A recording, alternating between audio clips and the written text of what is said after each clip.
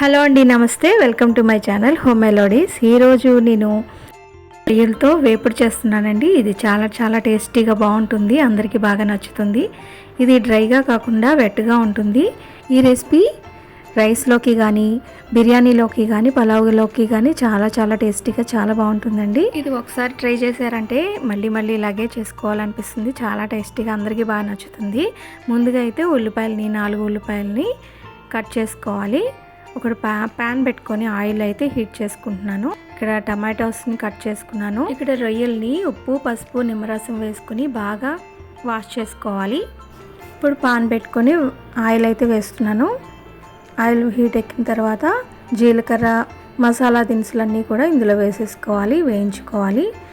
ఇందులో సన్నగా కట్ చేసుకున్న ఉల్లిపాయలను అయితే ఇందులో వేసేసుకొని రెడ్ కలర్ వచ్చే వరకు కూడా బాగా కలుపుతూ వేయించుకోవాలి.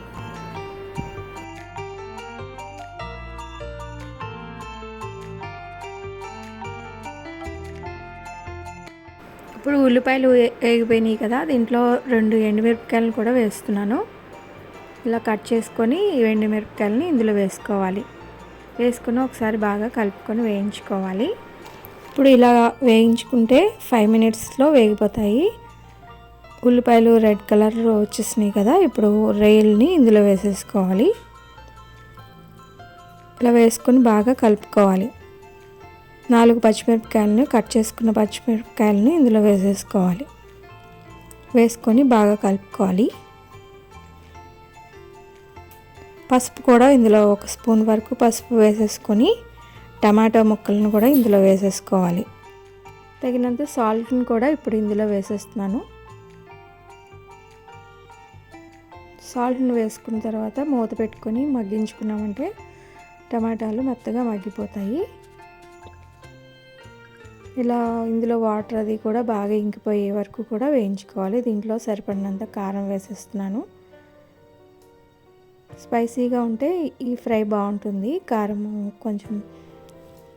కొంచెం వేస్తే బాగుంటుంది. కారం కూడా ఇలా దగ్గరగా కలుపుతూ వేయించుకున్నామంటే దగ్గరగా అయిపోయేదాకా కూడా మూత పెట్టుకొని మగ్గించుకోవాలి. ఇప్పుడు గరం మసాలా పౌడరు 1 స్పూన్ వరకు గరం మసాలా పౌడర్ వేసుకోవాలి. 1 స్పూన్ వరకు ధనియాల పొడి వేస్తున్నాను. వేసుకొని బాగా కలుపుకోవాలి. ఇందులో ఉన్న వాటర్ అంతా కూడా దగ్గరగా అయిపోయే వరకు కూడా వేయించుకోవాలి. ఇప్పుడు ఆల్మోస్ట్ అయిపోయింది కర్రీ. ఇలా పొడి పొడిగా అయ్యి నూనె తేలుతుంది కదా, ఇంత దగ్గరగా అయ్యే వరకు కూడా వేయించేసుకోవాలి. ఇలా కొంచెం దగ్గరగా అయ్యే వరకు కూడా బాగా కలుపుతూ వేయించేసుకోవాలి. సిమ్లోనే పెట్టుకొని వేయించేసుకోవాలి.